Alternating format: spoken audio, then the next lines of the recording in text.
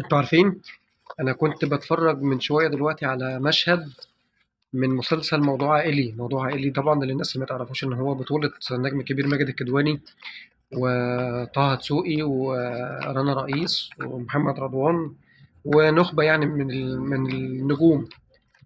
في مشهد كده وانا بتفرج عليه، ده كان المفروض ان هو عيد ميلاد الاستاذ ماجد الكدواني في المسلسل، وكلهم قاعدين مع بعض كده في البيت وعمالين بيتكلموا وبيحكوا.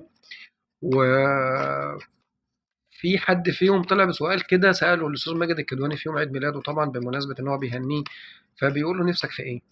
فالراجل قال والله ولو إن أنا بالنسبة لي مش، بس في أمنية دايما أنا كنت بتمناها، إن أنا دايما أشوفكم مبسوطين وكويسين وفرحانين وسعداء وإن أنا أعيش معاكم يعني وأشارككم سعادتكم وفرحتكم، دايما نبقى كويسين مع بعض.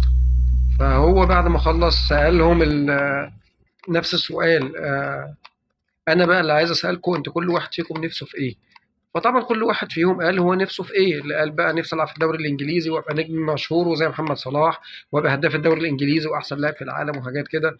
والتاني قال انا نفسي ابقى نجم مشهور اللي هو طه دسوقي بعد ما هو المفروض ممثل، عايز ابقى زي توم كروز او براد بيت او مش عارف ايه، وهكذا وهكذا وهكذا الخ الخ لحد اخر المشهد. عموما يعني افتكرت ان انا في حياتي عمري ما قعدت مع حد.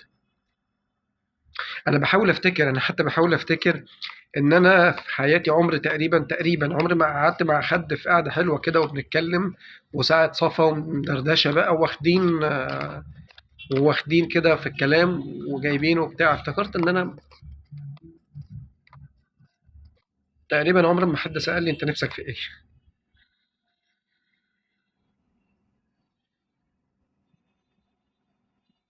انا هعيط صح؟ هعيط.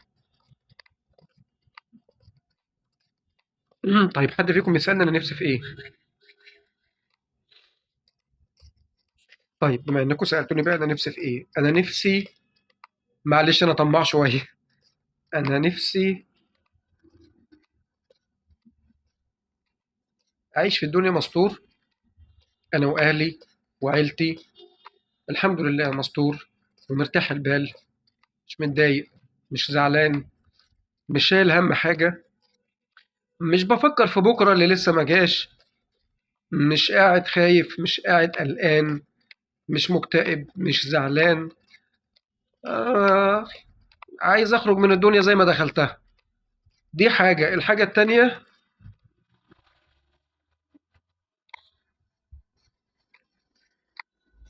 أنا نفسي أدخل الجنة.